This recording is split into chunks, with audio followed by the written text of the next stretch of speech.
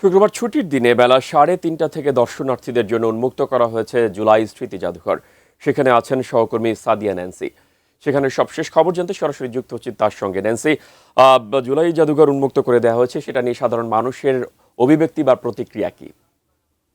মেহেদি, আসলে আজকে যেহেতু শুক্রবার ছুটির দিন, সকাল থেকে কিন্তু মানুষের প্রত্যাশা ছিল যে তারা এখানে, বিশেষ করে অনেকেই যারা ঢাকার বাইরে থেকে কিংবা ঢাকার আশেপাশে এলাকা থেকে এসেছেন, তাদের কিন্তু বেশিরভাগই সকালবেলা এসেছেন। এবং যদিও জুলাই জাদুঘর আসলে শুক্রবারে দুপুর 3:30 থেকে খোলার কথা, কিন্তু তবুও যেহেতু সকালে অনেকে এসেছেন, তারা কিন্তু দীর্ঘক্ষণ ধরে অপেক্ষা করছিলেন। এবং যদি আমি এখানকার পরিস্থিতিটা একটু জানাতে চাই, আপনি নিশ্চয়ই দেখছেন যে যদিও 6:30 বাজে জাদুঘর বন্ধ হয়ে যাওয়ার কথা, কিন্তু তবুও এখনো প্রচন্ড ভিড় এবং দর্শনার্থীরা কিন্তু এখনো ঢুকছেন। এবং আমরা যখন দুপুর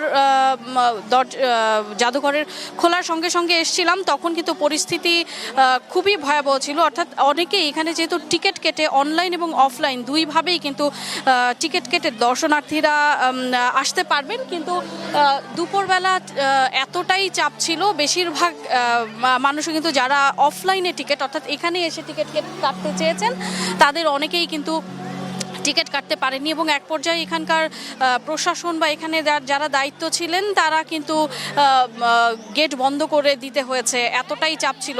যদিও তাদের এই গেট বন্ধ করে দেয়াটা দর্শনার্থী যারা এসেছেন, তাদের অনেকটাই আক্ষেপ প্রকাশ করছিলেন। তারা বলছিলেন যে ব্যবস্থাপনা যদি আগে থেকে আরও একটু গোছানো থাকতো, তাহলে হয়তো এই যে ভোগান্তি, জাদুঘরে আসার সময় যেই ভোগান্তি, বা টিকিট না কেটে যারা টিকিট কেটেছেন তারাও ঢুকছেন, যারা টিকিট কাটতে পারেননি তারাও হয়তো প্রবেশ করছেন।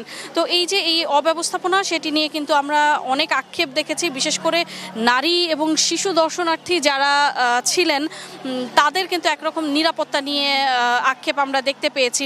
এবং এখন পর্যন্ত প্রথম দিন তারা বলছিলেন যে ছুটির দিনে ব্যবস্থাপনার জায়গাটা যদি আরেকটু গোছানো থাকতো, এবং গেট কিন্তু এখানে প্রবেশ গেট একটি করা হয়েছে, এবং তারা বলছিলেন যে প্রবেশ গেট যদি একটি জায়গায় আরও একটি, অন্তত 2টি গেট অথবা 3টি গেট থাকতো, তাহলে হয়তো যেই চাপ, সেই চাপ হয়তো দর্শনার্থীরা অনুভব করতো না, বা খুব ভোগান্তি ছাড়াই হয়তো তারা প্রবেশ করতে পারতেন।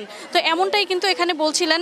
যদিও তাদের পক্ষ থেকে আমরা এখন পর্যন্ত এই জুলাই জাদুঘরের পক্ষ থেকে এবং এখানে যারা কর্তৃপক্ষ আছেন, তাদের সঙ্গে আমরা কথা বলতে পারিনি, কারণ এখন পর্যন্ত প্রবেশ যে গেট, সেই প্রবেশ গেটে কিন্তু এখন পর্যন্ত প্রচণ্ড মাত্রায় ভিড়। এবং এই জুলাই গেটে ভিড় থাকার কারণে পাশাপাশি যেই রোডের, মানে অর্থাৎ মেইন রোড এবং আশেপাশে যে এলাকা, সেখানেও কিন্তু আমরা তীব্র যানজট দেখতে পেয়েছি। দুপুর থেকে মোটামুটি বলা যায় যে খুব ধীর গতিতে এখানে গণপরিবহন যেগুলো আছে, সেগুলো কিন্তু চলছিল। তবুও সব কিছু উপেক্ষা করে কিন্তু মানুষের যেই আগ্রহ, সব কিছু উপেক্ষা করে মানুষের সেই আগ্রহ কিন্তু আমরা এখনও দেখতে পাচ্ছি।